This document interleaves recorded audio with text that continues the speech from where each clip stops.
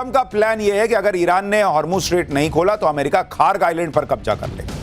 Kharg island पर America हाल ही में बम फोड़ चुका है ताकि ईरान हॉर्मुज स्ट्रेट को खोल दे, लेकिन ईरान ने भी अभी तक हॉर्मुज बंद किया हुआ। लेकिन अब अमेरिका ने अपने 2000 मरीन जवानों को इस आइलैंड की तरफ रवाना कर दिया है।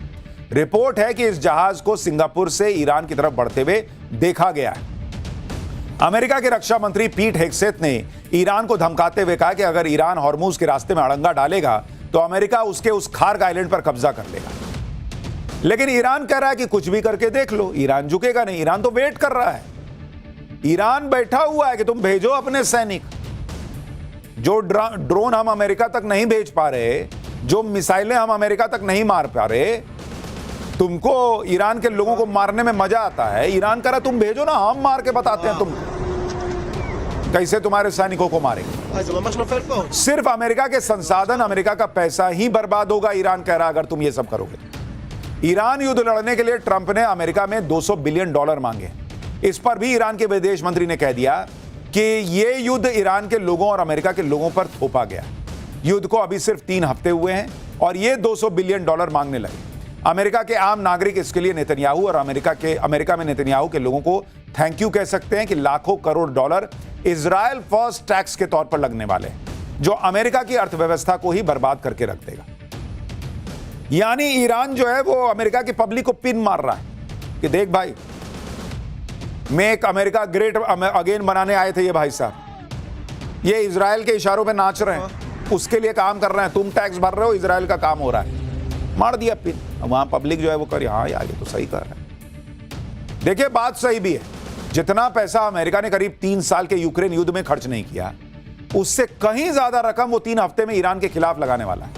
आप देखिए कि यूक्रेन युद्ध पर अगर आप देखेंगे अमेरिका का खर्च कितना रहा है, अमेरिका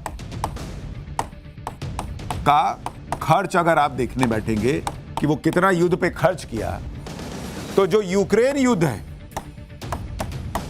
यूक्रेन वॉर, उसमें अगर आप देखेंगे 2022 से 2025 की बात कर रहा हूं, उसमें अमेरिका ने कितना खर्चा किया? 16 लाख करोड़ रुपए 3 साल में बॉस, 16 लाख करोड़ रुपए। और ईरान युद्ध में, ईरान वॉर में अमेरिका कितना खर्च कर रहा है? 9,000 करोड़ CR पर डे खर्च कर रहा है बॉस, पर डे। और 20 दिन में इसका मतलब यह है ऑलमोस्ट 2 लाख करोड़ रुपए वो खर्च कर चुका है, 2 लाख करोड़ रुपए 20 दिन में। और बजट मांग रहा है कि 18 लाख करोड़ रुपया और दो। तो आप देखिए कि 2 लाख करोड़ इधर और 18 लाख करोड़ का बजट मांग रहा है, तो 20 लाख करोड़ हो गया। तो जितना 3 साल में खर्च नहीं किया यूक्रेन युद्ध में, उससे ज्यादा तो ईरान में खर्चा कर देगा। तो ईरान कह रहा कि मारो, हमको क्या है, हम थोड़े कहते हैं कि हम दुनिया के सबसे बड़े देश हैं, हम दुनिया के सबसे ताकतवर देश हैं, हम पूरी दुनिया को चला रहे हैं। डुबाओ, फाड़ो पैसा, अपना डॉलर फाड़ फाड़ के फेंकते जाओ, जलाते जाओ, हमको क्या, हमको तो मार नहीं बैठो ना, हम तो मार ही रहे हैं, तुम्हारी इकोनॉमी मार के मर जाएंगे, ईरान कह रहा है।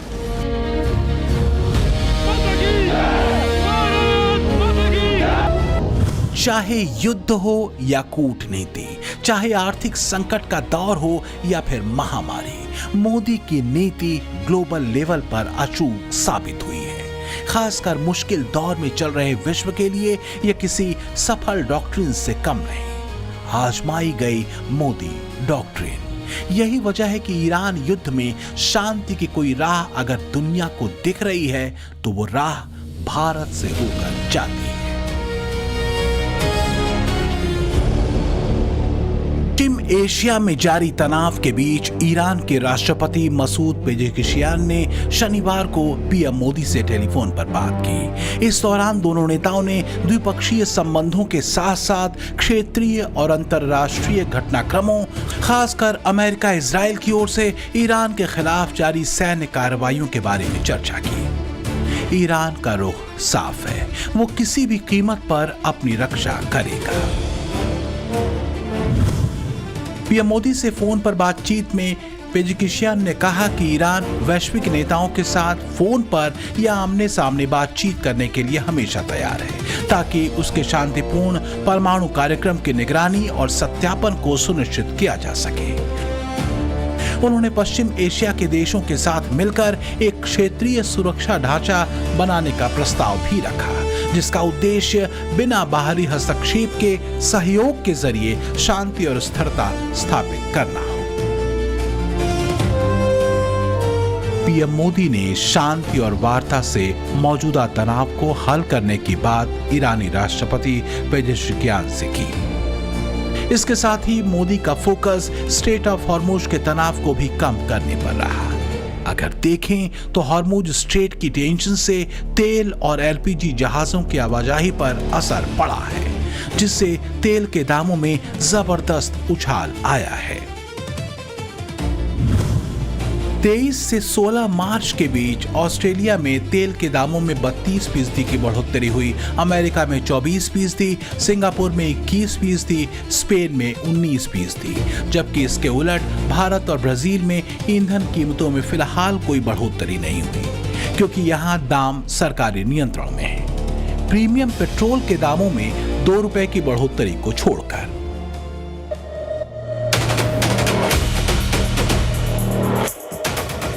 ट्रंप जानते हैं कि ईरान का तेल रुका तो इससे आने वाली आर्थिक सुनामी की जद में अमेरिका भी आएगा, सिर्फ साउथ एशिया या यूरोप नहीं। यही वजह है कि ट्रंप ने ईरानी तेल पर लगे अमेरिकी प्रतिबंध को भी हटा दिया, ताकि दुनिया ईरान के तेल को खरीदे और तेल की कीमतें स्थिर रहे, वैश्विक मंदी का दौर न आए, क्योंकि तेल संकट कई सेक्टर्स में तबाही लाएगा। बड़ी बड़ी मैगजीन और अखबार लिख रहे हैं कि ये ट्रंप का ऑपरेशन एपिक फ्यूरी नहीं है, एपिक फेलियर दिख रहा है। दुनिया की बड़ी मैगजीन इकोनॉमिस्ट ने अपने कवर पेज पर ट्रंप की आंखें बंद किए हुए फोटो दिखाते हुए लिखा कि ऑपरेशन ब्लाइंड फ्यूरी, इसको दिख ही नहीं रहा है कर क्या रहा है ये आदमी। ये सब बातें इसलिए हो रही हैं क्योंकि ट्रंप क्या कह रहे हैं, ट्रंप क्या कर रहे हैं, ये किसी को समझ में नहीं आ रहा और उनको भी नहीं आ रहा है। ट्रंप जिस रूस के तेल से सबसे ज्यादा नफरत करते थे, उस तेल पर दुनिया से कह दिया कि जाओ जाके खरीद लो। ईरान के जिस तेल पर अमेरिका ने सैंक्शन लगा रखा था, अब अमेरिका उसके बारे में क्या कह रहा है सुनिएगा, आपका दिमाग हिल जाएगा। कह रहा है कि उस पे से भी सैंक्शन हटा देंगे, जो समुद्र में ईरान का तेल खड़ा है, जहाज में पड़ा है, कह रहा है उस पे से भी सैंक्शन हटा देंगे, वो भी ले लो। क्या हालत हो गई तुम्हारी अमेरिका, क्या हालत हो गई सोचिए। रूस को मारने चले थे, रूस को मार नहीं पाए। रूस यूक्रेन युद्ध रुकवाने चले थे, वो रोक नहीं पाए। चाइना को डैमेज करने चले थे, वहां जिनपिंग हंस रहा है क्या किया ये आदमी। और यहां ईरान से लड़ रहे हो और दुनिया से कह रहे हो कि ईरान का तेल भी खरीद लो भाई। ऐसा तो उसी एक जानवर के साथ होता है जो अपना पूंछ पकड़ने के लिए गोल गोल घूमता, पकड़ नहीं पाता। वही अमेरिका का हाल हो गया। अगर ट्रंप ऐसे ही युद्ध बिना मतलब के खींचते रहे तो फिर दुनिया में हाहाकार मच जाएगा, क्योंकि बात सिर्फ तेल और गैस की नहीं है। अगर आप ओवरऑल दुनिया के हालात देखेंगे तो खाड़ी देशों से आने वाले फर्टिलाइजर की कमी की वजह से फूड क्राइसिस को खतरा है। 4.5 करोड़ लोगों के भूखमरी की चपेट में आने का खतरा है। कई एक्सपर्ट यह दावा कर रहे हैं कि अगर युद्ध 10 दिन और चल गया ना तो ग्लोबल रिसेशन आने का डर है, मंदी आ जाएगी दुनिया में। जब यह युद्ध शुरू हुआ तब से ग्लोबल स्टॉक 4.5% गिर चुके हैं। वर्ल्ड जीडीपी को 4 से 5% का झटका लगने का खतरा है। वैश्विक अर्थव्यवस्था के डगमगाने के बीच भारत अभी भी अपने आर्थिक संतुलन को काफी हद तक बनाए हुए है, लेकिन अगर तेल के दामों में बढ़ोतरी जारी रही तो निश्चित रूप से भारत भी इसके असर में आएगा जरूर। पीएम मोदी के आर्थिक सलाहकार डॉक्टर सौम्यकांत घोष के मुताबिक अगर ईरान युद्ध 2 से 3 हफ्ते में भी खत्म हो तो भारतीय अर्थव्यवस्था संभाली जा सकती है, लेकिन अगर तेल की कीमत साल भर तक $100 बनी रहे तो देश में महंगाई को रोकना मुश्किल होगा। अगर यह युद्ध ऐसे ही चलता रहेगा तो आगे क्या होगा इसकी कोई गारंटी नहीं है, क्योंकि आप यह भी देखें कि ईरान युद्ध में 2 हफ्ते में ही भारत में एलपीजी को लेकर चिंताजनक स्थिति बन गई। पीएम मोदी इस बात को समझते हैं कि अगर युद्ध और भड़का, एनर्जी हब पर हमले होते रहे तो दुनिया तबाह हो जाएगी। और सबसे बड़ा नुकसान हमारा ही है भाई, भारत का। क्योंकि हम फास्टेस्ट ग्रोइंग इकोनॉमी हैं। ये जितने हैं चीन, अमेरिका, ये सारे डेवलप्ड कंट्रीज हैं, विकसित राष्ट्र हैं। हम डेवलपिंग नेशन में आते हैं। हम डेवलप्ड कंट्रीज में जाने के लिए लड़ाई लड़ रहे हैं, उसके लिए जद्दोजहद कर रहे हैं। ये हमारा समय है, इसकी बात कर रहे हैं। और उस वक्त ये रायता फैला दिया ट्रंप ने और हम फंस गए बीच में। पीएम मोदी अपनी डिप्लोमेसी के जरिए पूरा जोर लगा रहे हैं कि किसी तरीके से ये युद्ध रुके और भारत और दुनिया जो है वो इससे निकल सके। स्ट्रेट ऑफ हॉर्मूज का खुलना सिर्फ भारत नहीं, दुनिया के लिए जरूरी है। और इसीलिए आपको याद होगा कि पाठशाला में हम आपको डे 1 से कह रहे हैं बॉस, कि ये कह देने से कि ना कुछ है ही नहीं, सब बढ़िया सब बढ़िया सब बढ़िया नहीं है, बोलने से नहीं होगा। यह है कि भारत जिस तरीके से अभी तक उस इंपैक्ट को झेल रहा है, पब्लिक तक नहीं जाने दे रहा है तेल की कीमतों को लेकर, वो कितने दिन रह पाएगा? क्योंकि एलपीजी को लेकर संकट तो खड़ा हुआ ही। आप डोमेस्टिक सप्लाई करते हैं तो आपको कमर्शियल रोकना पड़ता है, कमर्शियल कीजिएगा तो कहीं कुछ और करना पड़ेगा। बम गोले खाड़ी देशों में बरस रहे हैं, लेकिन हाहाकार दुनिया में मचा है। ईरान अमेरिका को हर जगह मार रहा है, जमीन पर भी और आसमान में भी। फिर चाहे वो ईरान से 4000 किलोमीटर दूर डिएगो गार्सिया आइलैंड पर मौजूद अमेरिकी ब्रिटिश बेस हो या आसमान में उड़ता दुनिया का सबसे बेहतरीन फाइटर जेट माने जाने वाला F-35। ईरान के शोले हर तरफ बरस रहे हैं और वो ट्रंप चुप हैं जो ऑपरेशन सिंदूर में फाइटर जेट्स के गिरने के हर रोज नए नए दावे करते थे।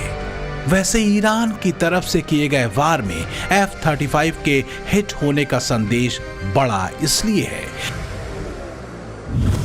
क्योंकि F-35 अमेरिका के डिफेंस इंडस्ट्री का पोस्टर बॉय माना जाता है। अमेरिका इसे दुनिया का सबसे एडवांस फाइटर जेट बताता है। अमेरिका के एक फाइटर जेट की कीमत करीब 770 करोड़ रुपए है। यूके, इजराइल समेत करीब 19 देश इस फाइटर जेट का इस्तेमाल करते हैं। इससे पहले कुवैत में फ्रेंडली फायरिंग में अमेरिका 3 F-35 फाइटर जेट गंवा चुका है। युद्ध में अमेरिका के मिलिट्री एयरक्राफ्ट, ड्रोन, टैंकर सब बर्बाद हो रहे हैं। ईरान युद्ध में अमेरिका के 16 मिलिट्री एयरक्राफ्ट तबाह हो चुके हैं।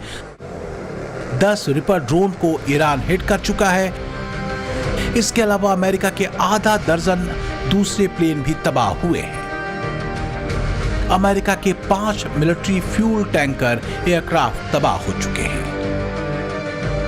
मुद्दा ट्रंप के चकनाचूर होते अहंकार का नहीं है, मुद्दा अमेरिका की गिरती साख का है और उसके सुपर पावर वाले गुरूर के टूटने का है।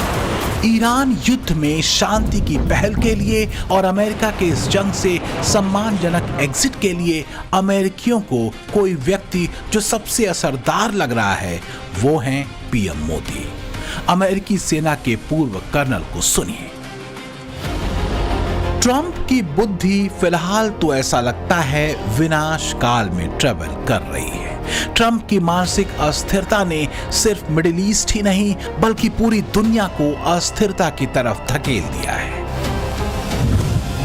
वैसे ट्रंप रिकॉर्ड बनाने वाली शख्सियत तो हैं, भले ही ये रिकॉर्ड बदनामी वाले ही क्यों ना हो। जैसे अपने पहले दौर में ट्रंप पर कोविड के दौरान खराब प्रदर्शन के आरोप लगे क्योंकि उस दौरान बेतहाशा अमेरिकियों की मौत हुई थी। ट्रंप पहले अमेरिकी राष्ट्रपति हैं जिनके ऊपर 2 बार महाभियोग चलाया गया। ये भी कहा जाता है कि ट्रंप ने अपने दूसरे दौर में नेटो के साथ रिश्ते खराब कर लिए। फर्जी टैरिफ वाला दाग तो ट्रंप पर है ही, जिस पर अमेरिकी सुप्रीम कोर्ट ने भी मुहर लगा दी। और अब एक और फजीहत है, ईरान के साथ जंग में अमेरिका ही नहीं पूरी दुनिया को फंसा देने वाली।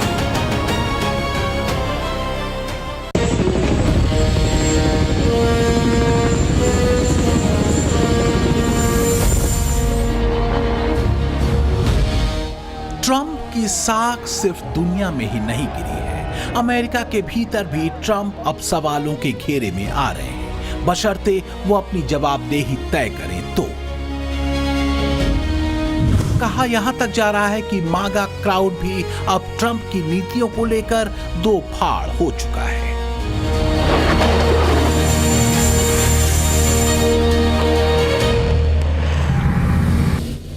ईरान जंग में अब अगला दांव क्या होगा? ईरान को दिए 48 घंटे के अल्टीमेटम के बाद ट्रंप क्या करेंगे? हालांकि ट्रंप की बातों पर खुद ट्रंप के लोगों को भरोसा नहीं होता। संकट इसी भरोसे का है। एक कारोबारी के लिए और एक लीडर के लिए सबसे बुरा होता है भरोसे का संकट। ट्रंप एक कारोबारी भी हैं और एक देश के लीडर भी, और वो भरोसे के संकट में है। तो क्या ट्रंप का भरोसे का संकट अमेरिका की सुपर पावरफुल दुकान बंद करवाकर ही मानेगा? ब्यूरो रिपोर्ट, टाइम्स नाउ, नव भारत।